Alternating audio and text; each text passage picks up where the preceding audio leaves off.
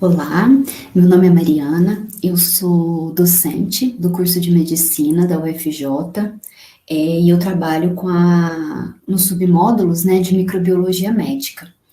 E eu fui convidada, inclusive agradeço o convite, para falar um pouco para vocês sobre a base, né, da antibiótico-terapia em infecções bacterianas. Quando a gente fala de antimicrobianos, a gente está falando de qualquer medicamento, né, qualquer droga que tem efeito contra micro-organismos, e aí subentende-se fungo, vírus, né, os antifúngicos, os antivirais, e a gente acaba utilizando, né, o termo antibiótico. Na verdade, o antibiótico, ele é antivida, né, ele tem um efeito de morte ao micro-organismo, mas a gente acaba utilizando o antibiótico muito voltado para o tratamento mesmo das infecções bacterianas, que vai ser nosso foco hoje. Então, como que eu pensei em estruturar a aula?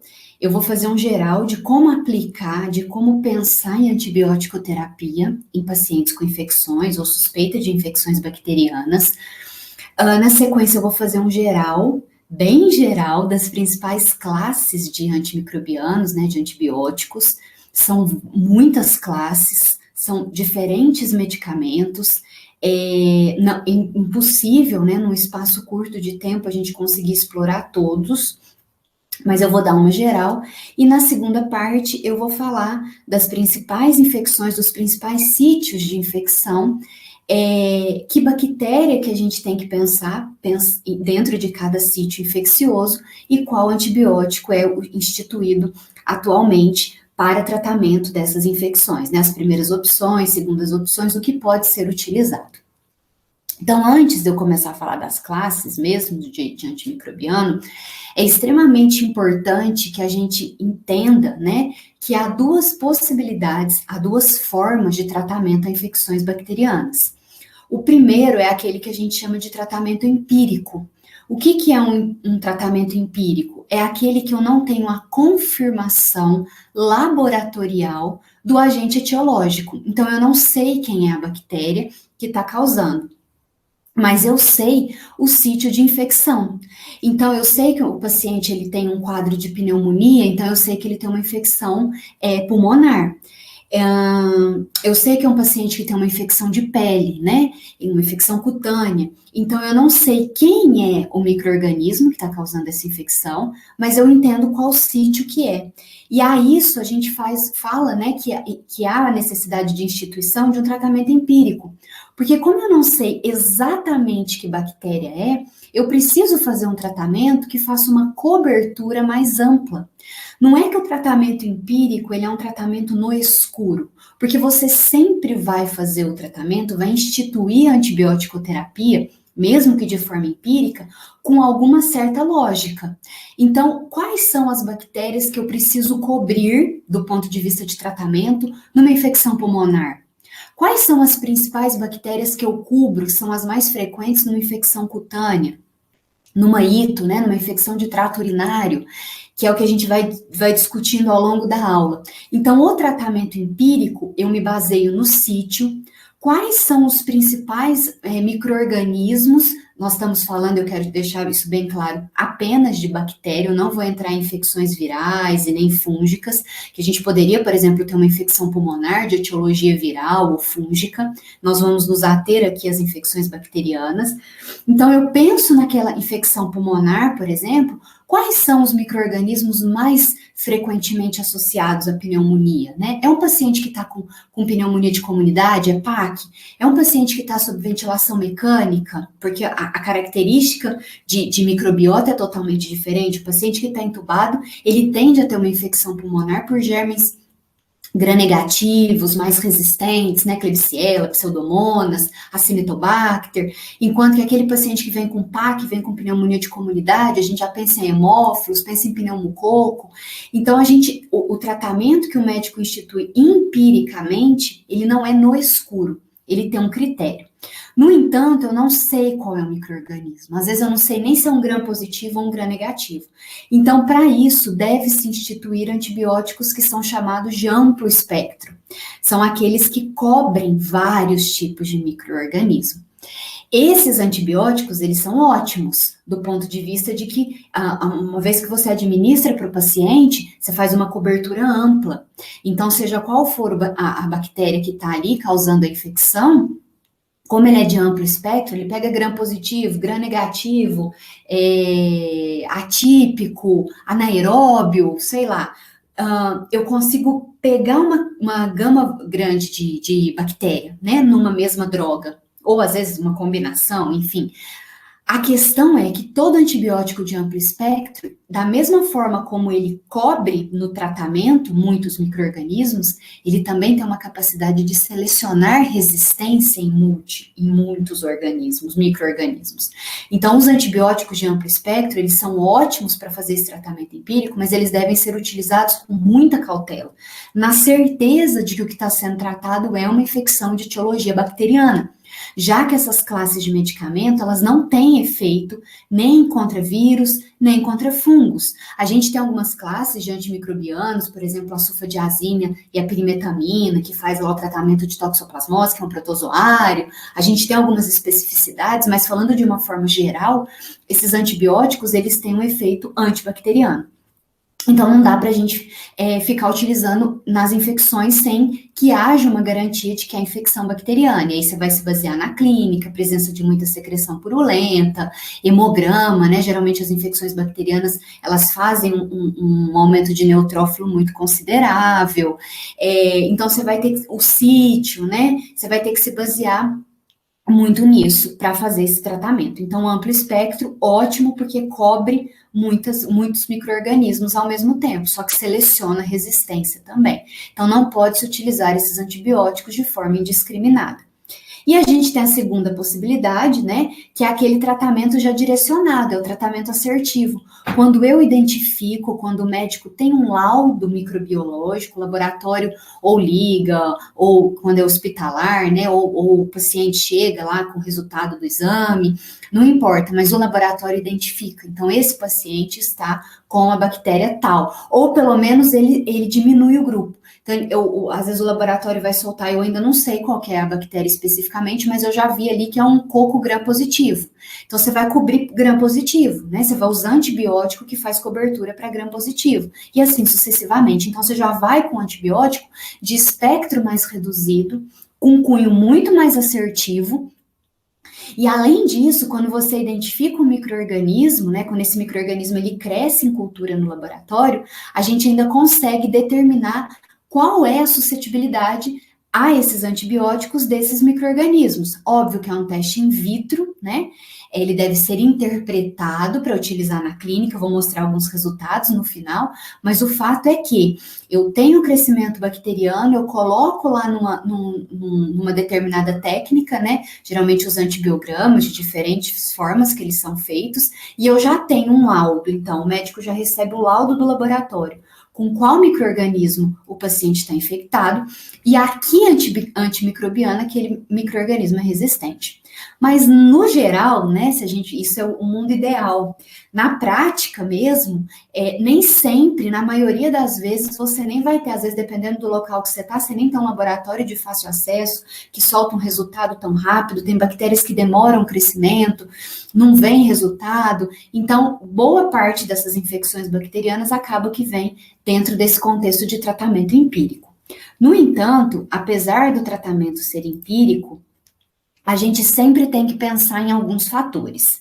O primeiro deles é as classes de bactéria, falando de forma bem geral, e não tem problema não entrar em classes específicas, só algumas coisas que eu vou pontuar ao longo da aula, mas geralmente esses antimicrobianos, né, esses antibióticos, eles vão fazer cobertura. Então, por exemplo, quando que eu vou usar uma vancomicina, né? Quando eu tiver infecção por gram positivo. Ela não cobre gram negativo, ela não cobre atípica, nem anaeróbio. Então, se eu pego um paciente com uma infecção de pele, um paciente que fez algum tipo de cirurgia e começou a manifestar que tem algum tipo de sítio cirúrgico, e esse paciente começa a manifestar um quadro infeccioso, secreção de pus, sinais flogísticos de inflamação no local do corte, né, do sítio cirúrgico, e você pensa em pele, na hora você vai falar, a chance de ser gram positivo em pele é muito maior, né? Tô falando de estáfilo, que é predominantemente colonizador de pele, então eu já sei que aquele paciente ali, ele precisa de um antibiótico que cobre gram-positivo, mesmo que eu ainda não sei qual bactéria. Isso é o tratamento empírico. Ah, não, eu peguei um paciente com uma ito, infecção de trato urinário. Qual que é o maior as bactérias que predominam nessas infecções são gram-negativos, principalmente as enterobactérias, né? E. coli, principalmente, ela domina. Então, não faz sentido eu fazer um antimicrobiano que é muito voltado para gram-positivo, ou que é utilizado para atípico, que nem parede celular tem, ou que é para um anaeróbio. Então, eu preciso fazer um antibiótico pensando que naquele sítio que eu tô, que o meu paciente está infectado, qual classe cobre aquele espectro que eu estou pensando. Ah, mas eu não sei, eu tenho um grande queimado, por exemplo, pele, né? Pode ser um gram positivo das estáfilos, que ele já era colonizado, pode ser um gram negativo, Pseudomonas aeruginosa faz muita infecção em paciente queimado. Então, você vai para um antibiótico que cobre tanto o gram positivo quanto o gram negativo. Mas começou a formar muito abscesso, muita secreção purulenta, o odor está muito fétido, então eu tenho muita coleção de pus, cheira muito mal, tem que pensar em anaeróbio.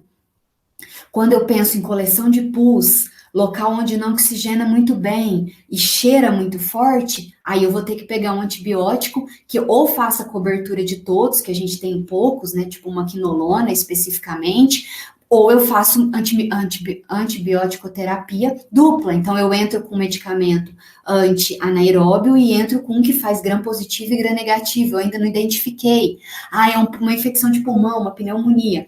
Pode ser gram positivo, pode ser gram negativo e pode ser um atípico, né? Micoplasma, legionela. Então, eu tenho que cobrir todos. Ah, eu não consigo um antibiótico que cobre todos. Não tem problema. Você vai fazer uma associação.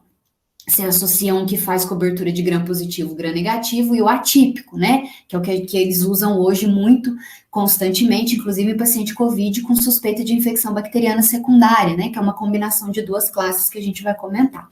Então, pensar no sítio, depois quando eu for falar especificamente dos sítios eu volto, mas pensar no sítio e quais bactérias predominam naquele sítio, e para isso precisa, né, ter essa noção, quais são as bactérias que predominam em ito, quais são as bactérias que predominam em infecção de trato respiratório superior, e assim, em pele, né, e assim sucessivamente. Então, é extremamente importante que a gente imagine, pelo menos, qual que é o rol ali de bactéria que pode estar associada àquele sítio infeccioso, para eu instituir uma antibiótico-terapia empírica. Se eu já souber quem é o micro-organismo, eu vou direto no antibiótico que faz cobertura para ele. Quando a gente fala das classes de antimicrobianos, de antibiótico, lembra que eu vou falar isso muito resumidamente, né? Porque são muitas classes, muitas informações, eu vou fazer só um geral. A gente tem duas grandes classes, essa que é utilizada absurdamente, né? Que são as penicilinas, os primeiros beta-lactâmicos, né? Que foram desenvolvidos. A penicilina, que é chamada de natural, né? Porque ela não tem origem sintética, ela é produzida por um fungo, né? Tem a história lá que foi descoberta por acidente, né? Que o fungo cresceu numa placa de estáfilo e inibiu o crescimento dela, né? Há uma controvérsia se isso foi um acidente mesmo, mas não vem ao caso, né? O que a gente sabe é que tem duas grandes classes que são inibidores de síntese de parede celular. Então, quando eu falo de beta-lactâmico, e aí a gente entra em 4 grandes classes, as penicilinas, e aí então a gente chama penicilina, né, que são as penicilinas naturais, essas produzidas mesmo pelo fungo.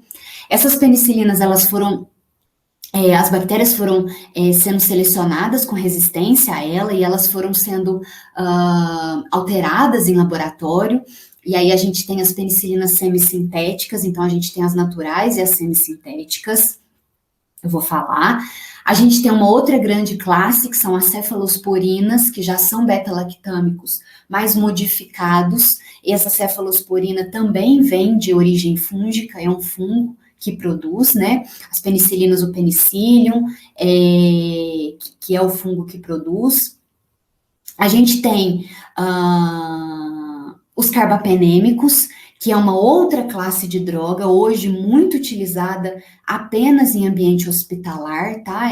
Não é tratado no dia a dia, na rotina. Os carbapenêmicos são drogas de amplo espectro, são drogas muito seguras, sem efeito adverso. No entanto, a gente já tem resistência a eles, né? Resistência identificada lá na Klebsiella pneumoniae, que a gente chama de KPC, que acabou sendo um nome genérico, né? Para resistência carbapenêmica. Como é uma droga muito boa para infecções graves, opta-se por utilizar somente em ambiente hospitalar, para evitar que essa resistência, né, ela se dissemine, ou ela seja selecionada de forma mais intensa. E a gente tem os monobactâmicos, o azitrionam é o único representante no Brasil, bem menos utilizado, não é uma droga que se encontra em todo serviço de saúde e é uma droga cara, né? Então ela é menos utilizada.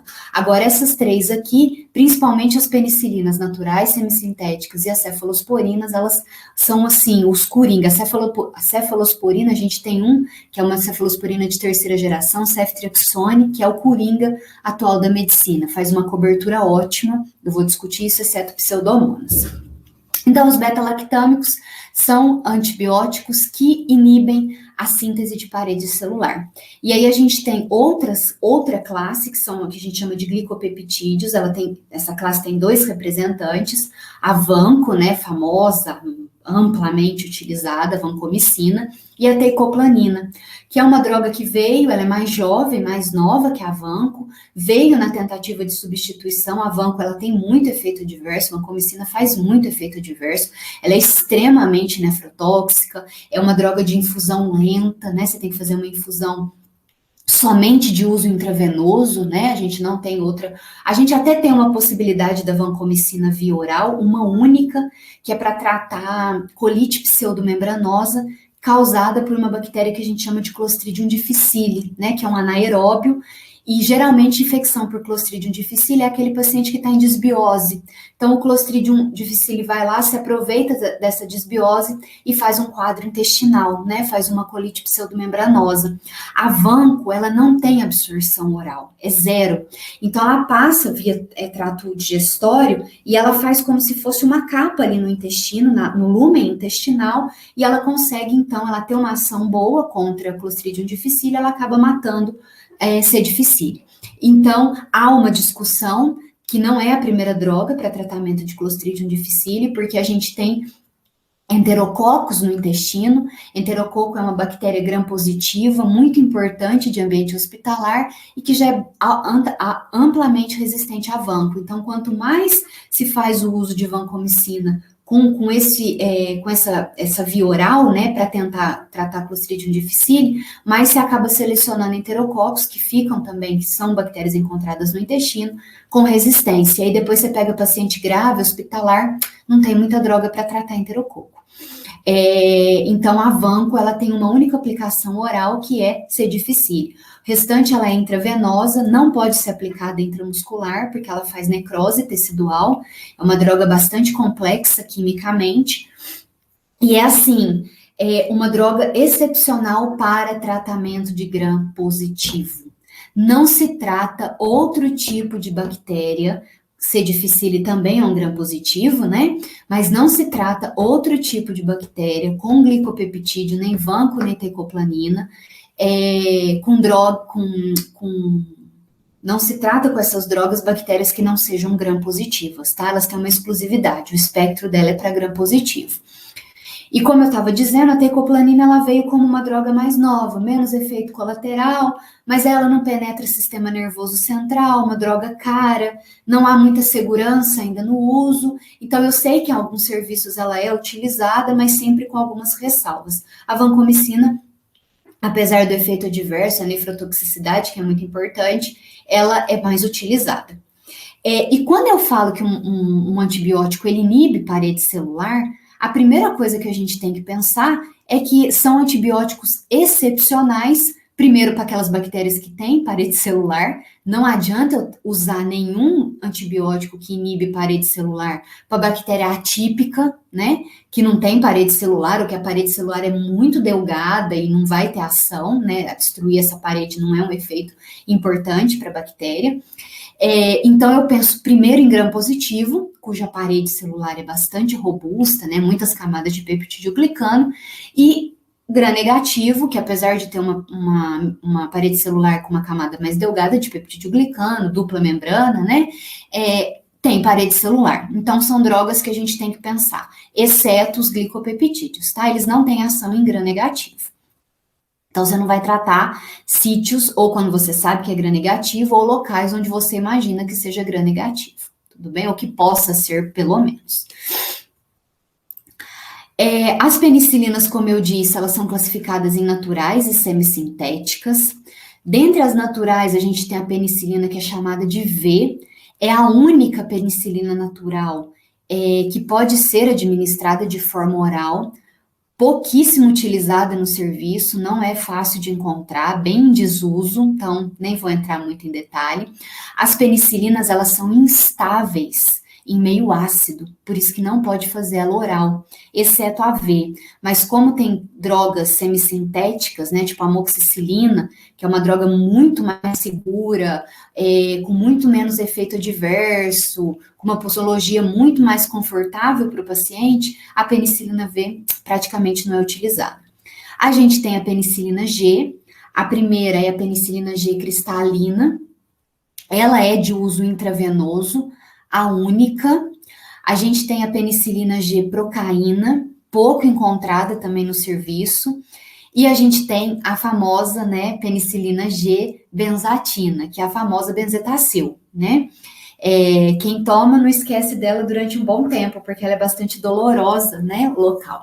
A única forma de aplicação da penicilina G benzatina, da benzetacil, é intramuscular. E aí eu já quero chamar a atenção, ela é uma droga intramuscular porque ela é uma droga de eliminação lenta. Então, ela é composta por microesferas, ela faz um platô ali de concentração, né?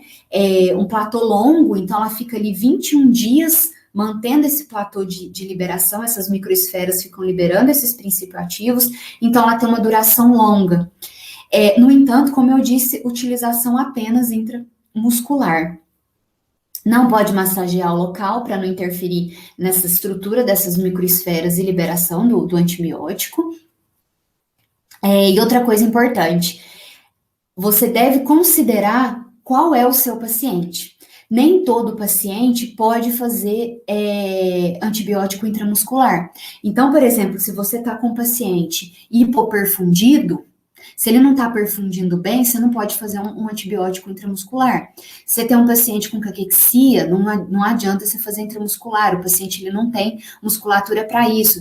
Alguns idosos, né, muito debilitados, não faz sentido você fazer intramuscular, RN, né, o recém-nascido. Então, você tem que avaliar os grandes queimados, às vezes não vai fazer sentido você fazer medicamento intramuscular.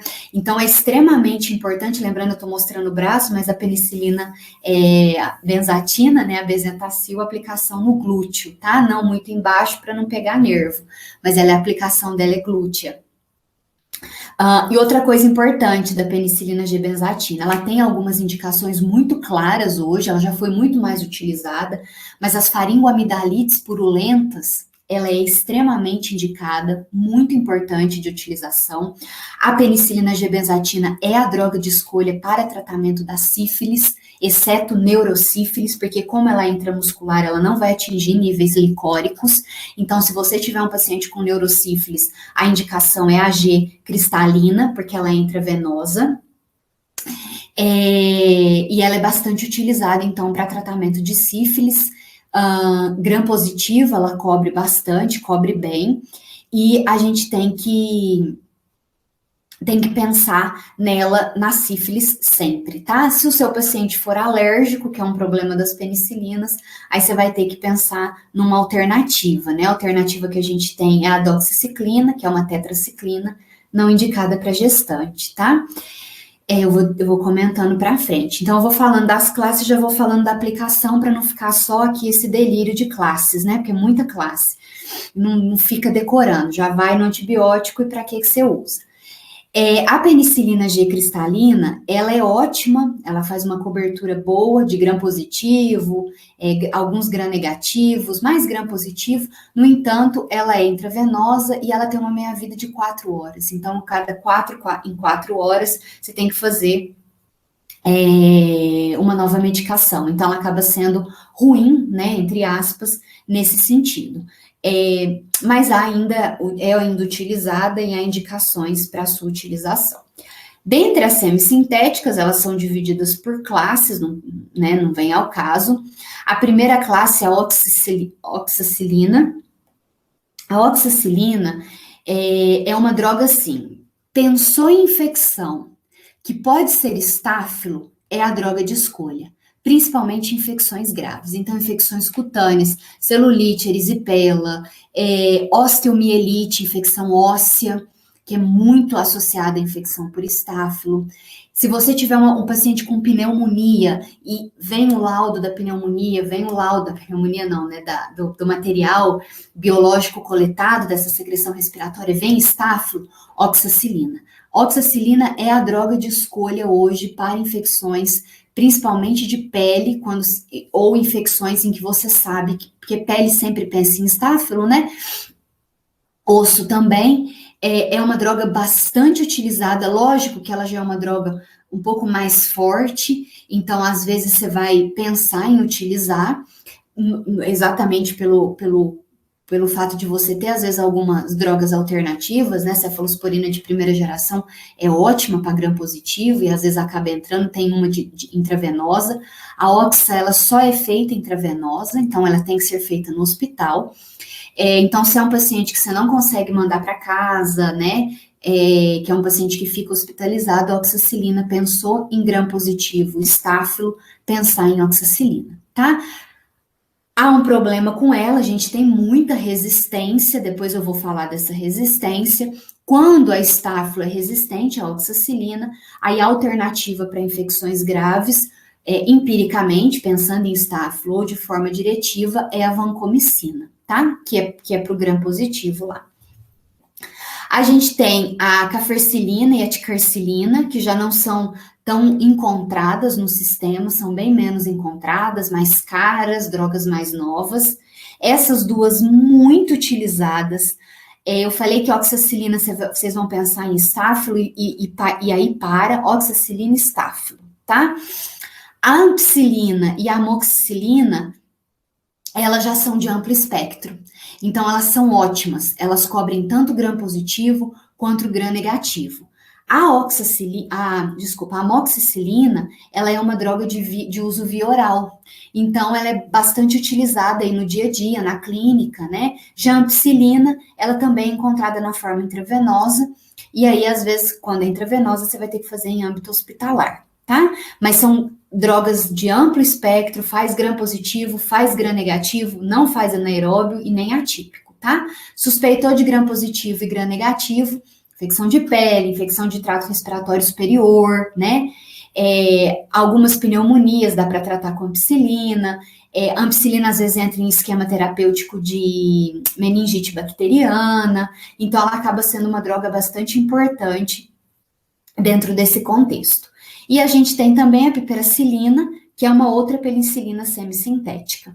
Qual que é o problema dessas drogas, né? Principalmente essas últimas três, que tem um espectro amplo. A piperacilina, ela é uma droga muito, muito boa, com cobertura muito boa a Staphylo aureus, a Pseudomonas aeruginosa, então ela tem uma eficácia bastante boa para Pseudomonas, só que são drogas que as bactérias têm resistência enzimática. Então, elas produzem o que a gente chama de beta-lactamase. A bactéria produz uma enzima que degrada o anel beta-lactâmico do antibiótico. Resumindo, as beta-lactamases inativam, que a bactéria produz, inativam o antibiótico.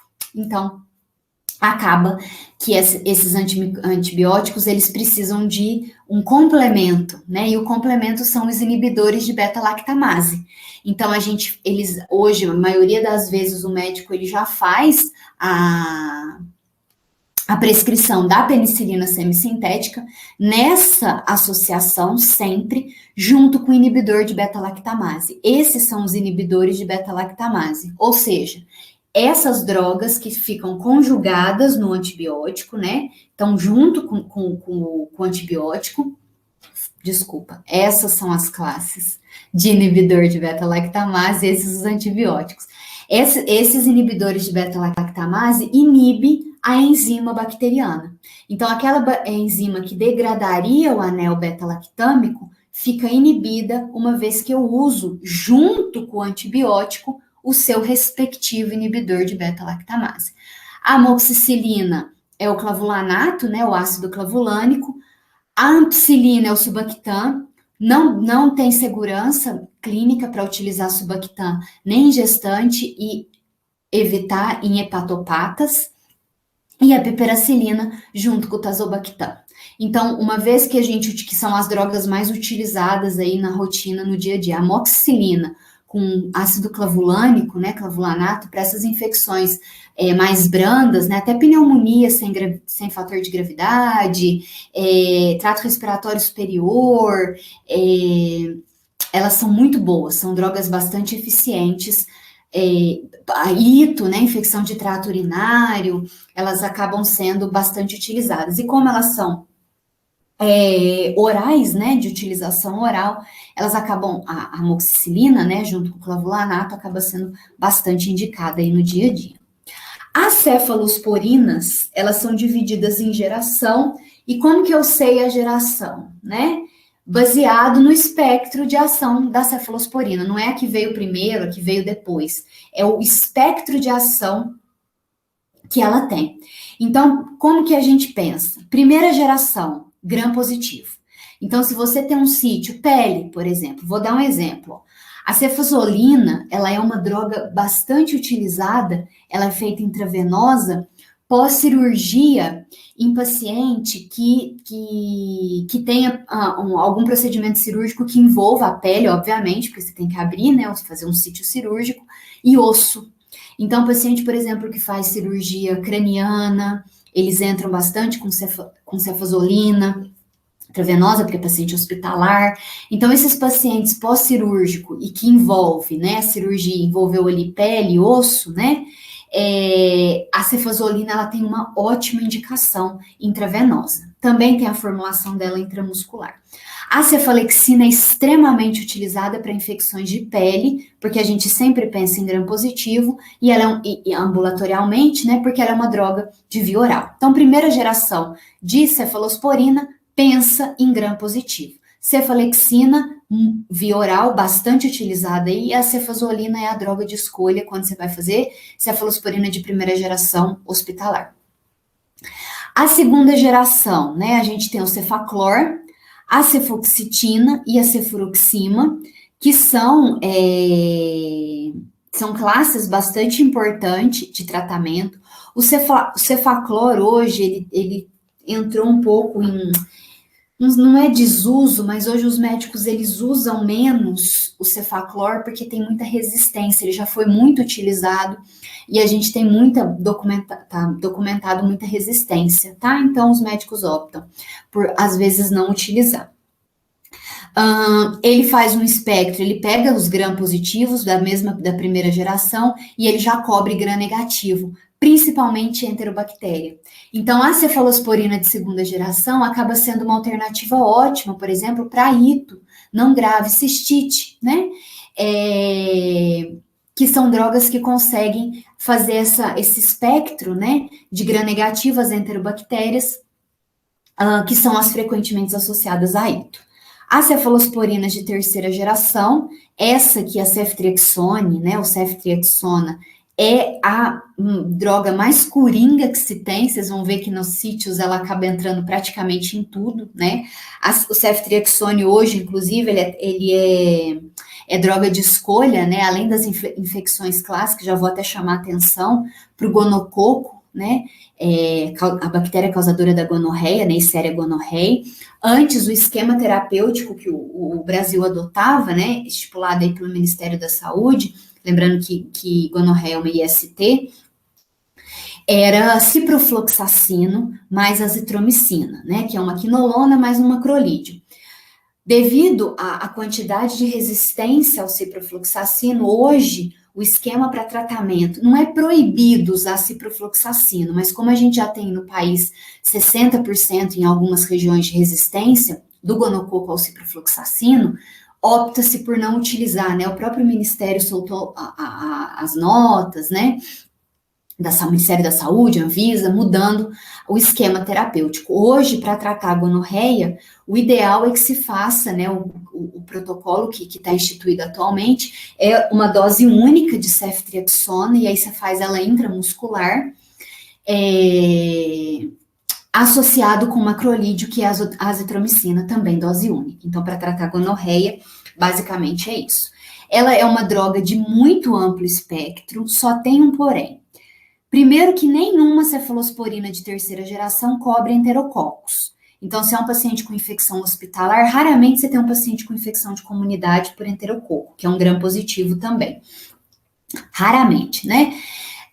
Mas se é hospitalar, você pensa em enterococo, não adianta fazer cefalosporina de terceira geração. E a ceftriaxone, que é uma droga que eu tô falando, que é o coringa, né? Trata muito, ela não cobre pseudomonas aeruginosa, que é um gram negativo. Então, se você suspeita, por exemplo, paciente em ventilação mecânica, grande queimado, que faz muita infecção por pseudomonas, se você suspeita ou tem um laudo laboratorial falando que o paciente ele tem pseudomonas, foi identificado pseudomonas nele, não adianta fazer ceftriaxona. A ceftazidima é a cefalosporina de terceira geração alternativa. Ela cobre pseudomonas.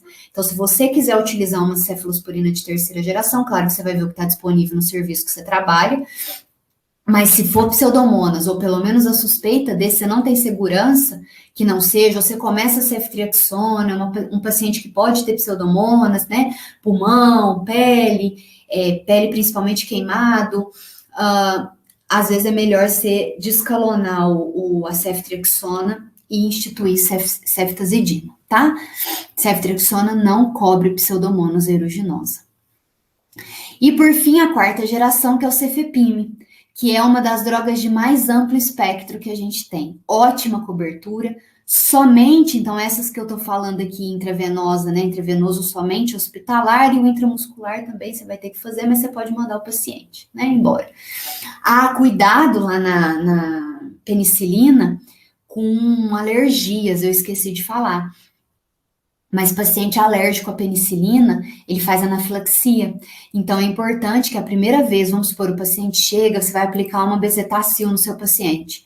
Se o paciente nunca fez bezetacil na vida, nunca fez penicilina, segura o paciente entre 30 e 60 minutos, tá? Que é a hora que ocorre ali a alergia e um quadro anafilático, se não controlado a tempo, tá? Cuidado, porque o maior problema que a gente tem das penicilinas, ela não tem efeito adverso, mas um problema grande que a gente tem é de alergia, tá? Com anafilaxia. O cefepime, como eu disse, é uma droga de quarta geração, espectro amplo, infelizmente cara. Não é, às vezes, em todo serviço que você vai encontrar, mas acaba sendo uma droga extremamente ampla dentro do ponto de vista de espectro. Então, cobre tanto gram positivo quanto gram negativo. Não cobre atípico e nem anaeróbio. Além da quarta geração, a gente já tem, né, disponível a quinta geração, que é chamada de ceftarolina. Comercialmente, ela é chamada de Zinforo. Ela é uma droga também ótima, de amplo espectro, ela faz uma cobertura bastante boa, no entanto, ela tem um porém, ela é muito cara. Então, raramente encontra-se o Zinforo, né, ou a ceftarolina nos serviços. Então, ela é uma droga ótima, no entanto, caríssima, que é a quinta geração, por isso que nem coloquei. A ceftriaxone, o nome comercial aí que a gente encontra, é o Rocefin, tá? Os carbapenêmicos, que são beta-lactâmicos modificados, então eles têm além do anel beta-lactâmico, eles têm um anel carbapenêmico. Tem 3 drogas que fazem parte, o imipenem, ertapenem e meropenem. O ertapenem é uma das drogas de mais conforto de utilização, porque é 24 horas, né, a dose, a cada 24 horas. São drogas de amplo espectro que cobrem várias classes de bactéria. No entanto, são drogas utilizadas hoje estritamente em ambiente hospitalar, porque ela é um canhão, né? Elas têm uma ação ótima, não tem efeito adverso. No entanto, elas acabam que pecam, porque a gente não é nem o problema, elas acabam que tem o problema da resistência, né? Então a gente já tem as bactérias produtoras de carbapenemase, que são enzimas que degradam o anel carbapenêmico. Então hoje essas drogas elas são utilizadas especificamente em ambiente hospitalar, tá? O meropenem e o ertapenem são os mais utilizados pelo tempo, né, de uma dose e outra. A vanco e a teicoplanin, comentei com vocês, só paciente grave e com suspeita de infecção estafilocócica. Então, osteomielite, celulite, infecção de catéter por conta da pele, nosocomial você vai ter que fazer o laboratório, porque pode ser gram-negativo também. Paciente séptico, você também vai ter que fazer laboratório. Endocardite também, porque gram-negativo também fazem esses quadros, certo? E aqui eu deixei essa terminologia, que é a Staphylo aureus resistente à oxacilina. Lembra que eu falei que a oxacilina, falou em estáfilo, pensar em oxacilina? Mas a gente tem a resistência. Os laudos, atualmente, eles soltam desse jeito. Staphylo aureus resistente à meticilina. A meticilina é o equivalente da oxacilina nos Estados Unidos. E aí, utiliza-se, convencionou-se soltar o laudo ainda, que eles falam Marsa, né? Mas toda vez que você vê essa nomenclatura, significa que a estáfilo é resistente à oxacilina. Então, glicopeptídeo, principalmente vanco, entra aí como uma ótima escolha. E o C. difficile, que eu já comentei, antes de tratar C. difficile com vanco, a opção é o metronidazol, que é a droga utilizada para tratar a bactéria anaeróbia. Então, pensou em anaeróbio, pense em metronidazol. C. difficile, um caso deles, tá? A gente tem os antibióticos que não atuam em parede, eles atuam em síntese proteica, né? Então, eles atuam dentro da bactéria. A gente tem os aminoglicosídeos e os macrolídeos extremamente famosos agora, né? Azitromicina. Dos aminoglicosídeos, 2 são utilizados atualmente, os outros poucos. A neomicina é bastante utilizada em uso tópico, mas basicamente tratamento de paciente é feito com genta ou amicacina. Então, ou gentamicina ou amicacina. Droga extremamente, assim como a vanco, nefrotóxica, e a aminoglicosídeo ainda é ototóxica, inclusive com ototoxicidade irreversível. Então, a aminoglicosídeo nunca vai ser a sua primeira droga de escolha. Você vai sempre começar lá pelos beta-lactâmicos que são seguros. Os macrolídeos, eles entram com uma cobertura ótima, eles fazem gram positivo, gram negativo e atípico. Por isso que eles são bastante utilizados em pneumonia, né? Porque a gente tem muita pneumonia por atípico. A azitromicina e claritromicina são os representantes. A eritromicina quase não se usa, a espiramicina usa praticamente só para tratar tóxico, que é protozoário. Aqui eu deixei 2 possibilidades que são bastante utilizadas em aminoglicosídeo. Então, eles associam a genta ou a amicacina com uma cefalosporina de 3ª geração ou um carbapenêmico quando se tem infecções por pseudomonas. Essa combinação é bastante eficiente. Aqui você pode até colocar a 3ª geração, aí você tem que pensar lá na ceftazidima, tá? Porque ceftriaxone não cobre. Ou um carbapenêmico e o aminoglicosídeo. E a Staphylo aureus nessas condições, que são condições graves, paciente séptico, abscesso pulmonar e síndrome de pele escaldada, né, que é pela toxina que a bactéria produz, também há um esquema. Você utiliza um aminoglicosídeo, ou genta ou amica, e entra com oxacilina ou glicopeptídeo, aqui vai ser vanco. Cuidado com essa associação.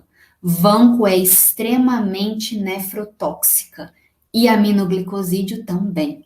Então, cuidado nesse paciente. Não é proibido, né? Não é porque tem efeito adverso que você não vai utilizar, às vezes é o que você tem, às vezes é o que vai dar, tem resistência, enfim. Mas aí você tem que monitorar a função renal do seu paciente. Tratou com vancomicina, tratou com aminoglicosídeo, tem que monitorar a função renal. E como eu disse, a gente tem a nefrotoxicidade e a ototoxicidade, bloqueio neuromuscular bem menos frequente, mas esses dois aqui, é raro um paciente que não usa aminoglicosídeo por um tempo prolongado que não faz ototoxicidade. E o pior dela é que ela é irreversível, tá? Então, como eu disse, você vai usar quando não te resta outra alternativa, ou então você usa em tempo curto. Não vai fazer um antibiótico de muitos dias, 5 dias, um tratamento aí com aminoglicosídeo, monitorando o seu paciente, tá? A azitromicina, né, que é um macrolídeo, eu deixei algumas informações, mas resumindo, a grande questão da azitromicina é a disponibilidade tecidual que ela faz. Então, ela tem uma meia-vida tecidual de mais de 60 horas, ela atinge concentração tecidual muito maior do que a sérica, e ela atua lá na síntese proteica, né? E ela acaba sendo importante droga, primeiro porque ela tem formulação oral, segundo porque ela cobre gram positivo, gram negativo, e ela cobre também os atípicos. Então, por exemplo, num quadro respiratório, sem gravidade, a azitromicina ela acaba sendo bastante importante. Hoje as pneumonias, né, elas são tratadas com azitromicina mais uma outra droga, tá? Não só azitromicina, porque às vezes precisa de uma droga um pouco mais eficiente, geralmente pega um beta-lactâmico, porque o beta-lactâmico destrói a parede da bactéria, a azitromicina consegue entrar e parar a síntese proteica da bactéria. Então, geralmente, hoje o esquema, né, até para COVID, é o ceftriaxone, cefalosporina de terceira geração, mais a azitromicina. Esse é o esquema. Lembrando que se o seu paciente tiver ventilação mecânica e se você suspeitar de pseudomonas, ceftriaxone não é uma boa escolha. Não utilizar antibiótico que atua no mesmo sítio. Então, você não usa um aminoglicosídeo com uma azitromicina, sempre um de parede, tá? As quinolonas são outras classes importantes, a gente também tem a divisão em gerações, então a gente tem primeira a quarta geração. O ácido nalidíxico, que é a primeira geração, é só utilizada hoje em cistite, não tem outra indicação e raramente é utilizado. A segunda geração, ela já é utilizada, ela já faz uma cobertura boa de gram negativo, gram positivo, uma droga bastante utilizada para ito. O ciprofloxacino é a droga que melhor cobre pseudomonas. Na verdade, gente, o ciprofloxacino é o equivalente lá da ceftriaxone na cefalosporina. Só que aqui o ciprofloxacino cobre muito bem pseudomonas. Só que ciprofloxacino não cobre pneumococo, então não usa para pneumonia, tá? Porque é um dos agentes, principalmente PAC, né, de comunidade, é um dos agentes mais frequentemente encontrados em infecção de comunidade. O norfloxacino já é menos utilizado, né? Não é uma droga tão utilizada quanto o cipro, mas também tem aí a sua importância. A gente tem a terceira geração, que são as quinolonas respiratórias, bastante indicadas para infecções pulmonares. Levofloxacino, que é o mais utilizado, e moxifloxacino. Uma coisa interessante é que o norfloxacino, ele cobre atípicos. Então, se você trata um paciente com o norfloxacino, você já cobre atípico, você não precisa entrar com macrolídeo, que é a azitromicina. E a quarta geração, pouquíssimo utilizada, tá? Por ser caro e não estar disponível no sistema. Da segunda para a quarta geração, segunda, terceira e quarta, a gente chama de fluoroquinolonas.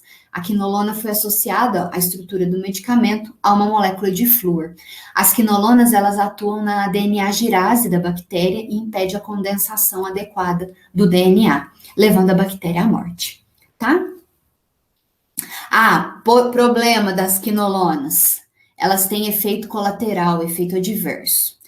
Em 2015, os Estados Unidos, acho que 2018 Europa, 2019 Brasil, as sociedades médicas soltaram nota dizendo que as quinolonas elas podem apresentar efeitos adversos. Então, elas não proíbe a utilização, mas pede para ficar atento, né? Exatamente porque essas drogas, elas podem levar, elas podem fazer acúmulo em epífise, interferir lá no crescimento, não tem segurança nenhuma para usar em gestante, não pode usar quinolona em gestante. Que mais? Tem alguns trabalhos mostrando uma possível nefrotoxicidade, neurotoxicidade, então não é que não pode usar, mas toma cuidado. Os médicos que eu acompanho falam que usa e nunca presenciaram, mas enfim, usar com cautela. Não é a primeira droga de escolha. E não existe no Brasil quinolona para criança, tá? Você só usa quinolona qualquer geração a partir dos 18 anos. Outro efeito adverso que eles documentam é ruptura de tendão devido ao uso de quinolona, tá? Então, tem que ter cuidado aí na utilização. Monitora o paciente, né? Não manda ele embora e nunca mais vê, né? Porque tem formulação oral dela, então é importante monitorar. As tetraciclinas, a mais utilizada hoje é a doxiciclina, e bem nessas especificações aqui, bem restritas, né? Hoje, muito utilizada aí na sífilis, quando o paciente é alérgico, a primeira droga de escolha é a bezetacil, e na lepto, né, leptospirose. Qual que é o problema das tetraciclinas, né? A doxiciclina como principal representante. Ela é extremamente teratogênica. Não pode administrar a tetraciclina para mulher em período fértil que esteja com atraso menstrual, tá? Então, vai prescrever tetraciclina? É mulher, tá em período fértil, né? Idade fértil, não período. Idade fértil, pergunta. Tá menstruando? Tá atrasada? Faz uso contraceptivo, dá uma investigada, porque se a mulher tiver em atraso, já é contraindicado, já não é para prescrever tetraciclina. Ela é altamente teratogênica, tá? Não se prescreve para crianças, nem para paciente com insuficiência renal e hepática. Deixa eu dar uma travadinha aqui. Opa, passou tudo rápido. Aí. Os polipeptídeos, né, para finalizar, que é a polimixina B e E, isso aqui é uma bomba, né, você só vai utilizar quando você tiver infecções no ambiente hospitalar, bem contido em ambiente hospitalar, por multiresistente. Então, quando que você vai usar a polimixina? Primeiro, quando for gram negativo. Assim como a Vanco só cobre gram positivo, polimixina só cobre gram negativo. E você vai, quais são as indicações? Acinetobacter baumannii, Klebsiella pneumoniae, Pseudomonas aeruginosa e Escherichia coli, que apresentem resistência. Então, se você tem essas bactérias no seu paciente e não são resistentes, não são multiresistentes, você tem outra possibilidade de tratar com as drogas que a gente viu anteriormente, ela vai ser sua escolha. Porque a polimixina é extremamente nefrotóxica. Ela é uma droga muito potente. É a última das últimas das escolhas. Você não tem mais o que fazer, você não sabe mais para onde correr com o paciente. Você vai utilizar a polimixina. A polimixina, ela faz poros nas membranas. Como ela atua só em gram negativo, né? Então, o gram negativo tem membrana, peptídeo glicano e depois membrana, né? Bilipídica e tal. E aí, essa polimixina forma poros nessa membrana. E aí, a bactéria, ela acaba morrendo. Tá? Então, polimixina, droga que é bastante utilizada contra gram negativo resistente, de preferência multiresistente. Qualquer alternativa que você tenha para tratar a bactéria do seu paciente antes da polimixina, é isso que você vai fazer, tá? Igual a Vanco. Você vai optar primeiro pela oxacilina, primeiro por uma outra penicilina, uma ampicilina, se for o caso, depois você vai para a Vanco, tá? Paciente, então, em tratamento com aminoglicosídeo, vancomicina, ou tecoplanina, né? E polimixina, monitorar a função renal. Importantíssimo. Dependendo do tempo, eles vão precisar fazer hemodiálise. E aí, então, quando a gente põe esses antibióticos na prática, a gente pensa nos principais sítios de infecção. Então, a gente pensa nas infecções de vias aéreas superiores, as pneumonias de comunidade, trato gastrointestinal, infecção de trato urinário, infecções cutâneas, tá faltando um E aqui, sistema nervoso central. E aí, baseado no que eu tenho, no sítio que eu tenho, eu vou lá analisar aquelas bactérias que eu comentei com vocês. Eu tenho uma infecção cutânea, tem coleção de pus, odor fétido, muito denso. Às vezes você vai ter que fazer a limpeza, né? Porque o antibiótico não penetra no pus, mas tem odor fétido, tem ali muito tecido morto, muita coleção de pus. Tem que pensar numa infecção de pele por gram positivo e um anaeróbio, certo? Então, sempre pensar no sítio e no tipo de bactéria que você tem. Então, vamos lá. Quando eu falo de infecção de vias aéreas superiores, né? Quando eu penso nas infecções de vias aéreas superiores, o que a gente mais pensa, né? Gram positivo. Ou gram negativo que não seja tão resistente. Mas, basicamente, a gente vai fazer uma cobertura de drogas, né, que vão atender a esses gram positivos. Pode ser uma infecção aí por estáfilo, estrépito, né? Lembrando que as vias aéreas superiores vão entrar otite, as faringoamidalites, né? Faringoamidalite sem medo, né? Penicilina G-benzatina, também tá escrito errado aqui, é benzatina. Penicilina G-benzatina. A cristalina, se for criança, né? Porque às vezes você não vai conseguir fazer, porque a benzatina só intramuscular, a benzetacil. Então, essa é a ordem de escolha para uma infecção de vias aéreas superiores. Você vai começar pela penicilina natural. Não, mas eu consigo tratar o paciente via oral, né? Eu consigo fazer ambulatorial via oral. Aqui, ó, amoxicilina, de preferência associada ao clavulanato. Ou você tem a opção ainda da ampicilina, né? De preferência associada ao Subactam. Lembra do hepatopata e da gestante que não pode. Nas vias aéreas superiores, você pode pensar também na cefalosporina. Quais cefalosporina? Até terceira geração aqui você pode utilizar. Mas se você pensa, por exemplo, numa faringoamidalite purulenta, você já vai entrar com uma benzatina. Mas aí você poderia se ater lá na cefalosporina de primeira geração. Por quê? Eu estou falando provavelmente de Streptococcus pyogenes, gram positivo, que é o que faz a faringoamidalite purulenta, né? Então, essas infecções de trato respiratório superior, você vai fazer uma cobertura para gram positivo e gram negativo. Uma cefalosporina de segunda geração também entra bem, né? Apesar de pegar mais as enterobactérias. Então, aqui você vai utilizar a primeira geração, pensando em gram positivo, ou você pode usar um ceftriaxone, tá? Que vai atender muito bem nesse caso aqui. Lembrando que se for faringoamidalite purulenta, penicilina G-benzatina, dependendo da criança, você vai ter que fazer ela intravenosa. E por fim, os carbapenêmicos, né? Carbapenêmico, como eu disse, somente em paciente hospitalar. Então, apesar de ter indicação, você vai analisar o seu paciente, se ele de fato tem essa indicação.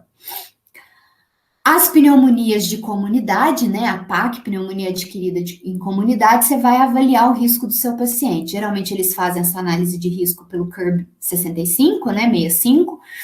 Se o seu paciente for de baixo risco, você vai ver se ele tem comorbidade, tipo DPOC, ou não. Se ele não tiver, a escolha vai ser amoxicilina mais clavulanato, né, que é o inibidor da beta-lactamase. Se o seu paciente tiver comorbidade, tiver DPOC, aumenta a chance dele ter atípicos junto. Então, você pode usar amoxicilina mais clavulanato, né, que é a penicilina semissintética, mais o seu inibidor, junto de uma azitromicina, que é um macrolídeo que pega, que faz cobertura para atípicos. E pulmão, a gente tem que pensar em micoplasma e legionela, que são os atípicos. Quando o risco é intermediário, você vai entrar, esse é o protocolo utilizado atualmente, então você pode utilizar o ceftriaxone mais a azitromicina, ou você entra aqui com a levofloxacina, que também é uma droga que cobre atípicos, né? É uma quinolona respiratória, cobre atípico, então você não precisa associar o macrolídeo, você pode fazer só ela. Aqui é risco grave, tá? Não é risco intermediário, é o paciente grave, inclusive já com fator de sepse. Quais são as opções que você tem para o risco grave, né? O paciente que já pode fazer sepse, aquele paciente mais grave. Você vai associar o ceftriaxone com uma quinolona, levofloxacino. Você pode fazer ampicilina com Subactam mais azitromicina, ou você já pega uma cefalosporina de quarta geração, que é o ideal, um cefepime, com azitromicina. Por que você não faz só cefepime? Porque pulmão você tem que pensar em atípico. Cefepime, cefalosporina, não cobre atípico, então você entra com macrolídeo. A levofloxacina, como cobre atípico, ela acaba entrando aqui junto com ceftriaxone. Eu vi em alguns protocolos que eles fazem o ceftriaxone mais azitromicina, que está aqui no risco intermediário, também nos pacientes graves, na ausência do cefepime, tá? Então, essas são as opções de escolha. Então, lembrando que isso aqui é o grave, é o paciente séptico, com possibilidade séptica. Trato gastrointestinal, né? Então, é aquele paciente com cirurgia abdominal, ou mesmo com infecção de trato gastrointestinal. Primeira opção, cefalosporina de segunda geração, né? Ou a partir de, porque a primeira não cobre gram negativo.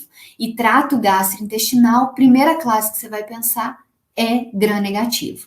Se for uma cirurgia abdominal, que aí teve ruptura de pele, tem lesão de pele, aí você tem que ir positivo também, tá? Não só gram negativo, porque aí tem a pele. Mas se for trato gastrointestinal, né, alguma infecção interna, não associada a um sítio cirúrgico, aí você cobre gram negativo, principalmente as enterobactérias. Então, cefalosporina a partir de segunda geração, primeira escolha, né? Pode começar, inclusive, na segunda. Pode utilizar as quinolonas, ciprofloxacino, levofloxacino e norfloxacino, qualquer uma vai ter ação. Há indicação também de aminoglicosídeo, então você pode usar a genta ou a amicacina. E aí entram duas drogas bastante importantes nesse contexto.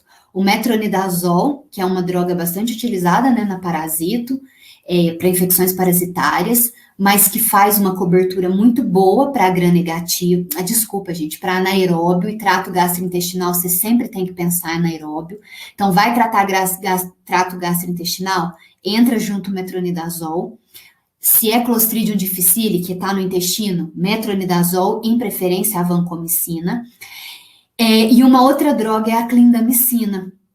A clindamicina, ela é da classe das lincosaminas e ela tem um efeito, ela inibe síntese proteica e ela é inclusive considerada para os gram-positivos uma droga antitoxina, né? C. difficile é gram-positivo, inclusive. Como ela inibe síntese proteica, ela acaba entrando como antitoxina. Então, tem alguns médicos que tratam, por exemplo, o paciente com infecção de pele grave, entra com oxacilina, né, hospitalar, e depois ele passa para o paciente, que ela é via oral, 100% de absorção oral, né, é uma droga utilizada por via oral, você passa para o paciente continuar o tratamento com a clindamicina. Então, trato gastrointestinal, sempre pensar na clindamicina. E uma coisa importante é a H. pylori. A H. pylori, que é a causadora, né, de lesões gástricas, inclusive com potencial de tumorogênico, né? As drogas de escolha para ela é a amoxicilina, claritromicina ou azitromicina, tá? Associada lá ao inibidor de bomba de prótons. Nas itos, né, você vai dividir baseado no seu público. Então, a cistite, hoje a gente tem essas duas drogas, né, as Sociedades Brasileiras de Infecto, Nefro, a Febrasgo, né, para gestante, instituíram a nitrofurantoína e a fosfomicina como as primeiras drogas de escolha, apesar de ter trabalhos que mostram que a fosfomicina não é assim tão boa quanto a nitrofurantoína. As indicações delas hoje, exclusivamente para cistite, tá? Então, são opções boas. Amoxicilina mais clavulanato, o sulfametoxazol mais trimetoprim, que atua lá na síntese de folato das bactérias, são drogas importantes, que é chamado de cotrimoxazol, e cefalosporina de segunda geração. Então, são essas as escolhas que você tem para cistite. Se for pielonefrite, você vai ter que usar drogas mais fortes. Ceftriaxona é a primeira de escolha. Você pode usar ciprofloxacina, norfloxacino, lembrando que essa ciprofloxacino aqui e o norfloxacino são quinolonas, tem efeito adverso, então se puder usar ceftriaxone melhor, ou um aminoglicosídeo, que também tem efeito adverso. Então, preferível utilizar a ceftriaxone. A cefepime aqui também pode entrar, tá? Que é a cefalosporina de quarta geração. E as gestantes, a primeira droga de escolha é a fosfomicina hoje, depois uma cefalosporina de segunda geração, pode ser uma amoxicilina mais clavulanato, e pode utilizar a nitrofurantoína, ou sulfametaxazol mais trimetoprim. No entanto, não pode usar no primeiro trimestre, porque elas são teratogênicas, tá? Não tem indicação em primeiro trimestre. A trimetoprim, né, que vem da primetamina, lá, mesmo princípio, é extremamente teratogênica. Então, é nessa ordem que você vai escolher os antibióticos. As infecções cutâneas, né, as infecções de pele e mucosa, sempre você vai começar por essas drogas de escolha aqui. Então, você tem as cefalosporinas de primeira geração, penicilina G-benzatina é uma opção. Lembrando que se o paciente tiver alterações sistêmicas, então o paciente começa a ter calafrio, ele começa a ter repercussão sistêmica, febre muito alta, que não cessa, você vai ter que, mal-estar geral, você vai ter que pensar que a infecção é grave, tá? E essas escolhas, elas não servem, você vai pensar nessas aqui. Então, a amoxicilina mais clavulanato e ceftriaxone, cefalosporina de terceira. E a clindamicina, que eu falei que é aquela droga que eles chamam de antitoxina, porque ela impede a produção da toxina. Pensou em estáfilo, oxacilina, se for resistente e o paciente estiver grave, vanco, tá? Ou carbapenêmico, que são imipenem, ertapenem ou meropenem. Se for infecção de pele por pseudomonas, aí grande queimado, né? Aí a escolha é piperacilina mais tazobactam, um aminoglicosídeo mais uma cefalosporina a partir de terceira geração ou a quarta, lembrando que ceftriaxone não cobre pseudomonas, ou a ciprofloxacina, que é a melhor droga, é uma quinolona, mas é a melhor droga para pseudomonas. Aí você vai ter que avaliar lá seu paciente, né? Se for criança, você não vai usar. Se for gestante, quinolona, você não vai usar. Né? Então, se você tiver a piperacilina, mas o tazobactam, melhor. A meningite bacteriana, essas são as drogas, né, que são utilizadas atualmente. Então, a gente tem a penicilina G cristalina, que é uma droga importante, principalmente para crianças. Ceftriaxone e cefepime são as duas que os médicos mais fazem para meningite bacteriana. Pode-se utilizar os aminoglicosídeos, mas lembrar dos efeitos adversos. E se for por estáfilo, se tiver comprovação, oxacilina, se houver resistência, vancomicina. Então, essas são as drogas de escolha para meningite bacteriana. Aqui eu deixei os resultados para vocês, né? Aqui é uma urocultura, só para falar de algumas resistências. Então, a gente tem cepas que são produtoras de AMP-C, que é um gene que faz resistência que a gente chama de amplo espectro. Então, cefalosporina, até terceira geração, então as penicilinas naturais, semissintéticas, e cefalosporina até terceira geração, se a bactéria for produtora de AMP-C, elas não cobrem. Então, você nem começa a tratar, você inicia o tratamento a partir da quarta geração. Vocês vão encontrar também, aqui o laudo já solta, tá vendo? Cepa produtora de AMP-C. E aqui ela já diz também no laudo, inclusive até qual classe que tem falha terapêutica. E aqui ele vai soltar se é resistente ou se é sensível. Aqui a gente tem os isolados produtores de SBL, que a gente chama, que são beta-lactamases de espectro estendido. É a mesma regra da AMP-C, tá? Quando a gente fala que a bactéria produtora de SBL, é porque ela tem beta-lactamase de espectro estendido. Então, cefalosporina, todos os beta-lactâmicos lá, cefalosporina até terceira geração, a bactéria ela vai ser resistente, né? Aqui a gente vê, ela é sensível apenas aos carbapenêmicos. Lembrando que tem bactéria resistente ao carbapenêmico, que são as produtoras de carbapenemase. Foi identificado na Klebsiella pneumoniae, e por isso do nome KPC, né? Que é Klebsiella pneumoniae produtora de carbapenemase. E por fim, só para vocês verem o tanto que a gente deve tomar cuidado, né, com o antibiótico e vocês com a prescrição dele, Esse é um exame, né, um resultado, um antibiograma que uma médica apresentou agora recentemente, uma paciente COVID com infecção respiratória por Klebsiella, e aqui saiu o laudo de resistência, né? E só para vocês verem, era uma paciente que não tinha absolutamente sensibilidade a nenhuma das drogas utilizadas, né? Então aqui até a médica comentou, tem que tentar fazer um tratamento aí com 3 antibióticos diferentes, e esperar, né? Não tem muito o que fazer. Então, por isso que é extremamente importante, ao prescrever o antibiótico, ter certeza que a infecção ela é bacteriana e tentar que o laboratório te diga de fato que bactéria que é. E se você for fazer de amplo espectro, pensa sempre, qual que é meu sítio? Pele. Quem que eu tenho que cobrir na pele? Não sai administrando antibiótico sem ter certeza, né, daquele sítio e das possibilidades de infecção. Ah, é pulmão. Então, sempre cobrir o sítio, sempre pensar, quando você for instituir antibiótico-terapia, sempre pensar no sítio, quais bactérias são frequentes a esse sítio, e depois disso, você vai para a classe de antimicrobiano, para você não ter que ficar doido decorando todas as classes, né? Então, você já vai ali direto no sítio e nas possibilidades de bactéria dentro daquele sítio. Acho que eu extrapolei um pouquinho o tempo, mas espero que tenha sido proveitoso. Eu estou disponível para quem tiver dúvida, pode me procurar. Eu sei que antibiótico é muito complicado, né? Da gente falar assim tão rapidamente, é muito difícil, é muita classe, é muita informação. Então, quando vocês precisarem, quiserem, né, tirar alguma dúvida, conversar comigo, enfim, eu estou à disposição, certo? Eu sou professora da universidade, então o meu e-mail é Mariana Bodini, lá meu sobrenome, @ufj.edu.br, tá? Estou à disposição. Obrigada pelo convite, espero que tenha contribuído um pouquinho com vocês. Até mais.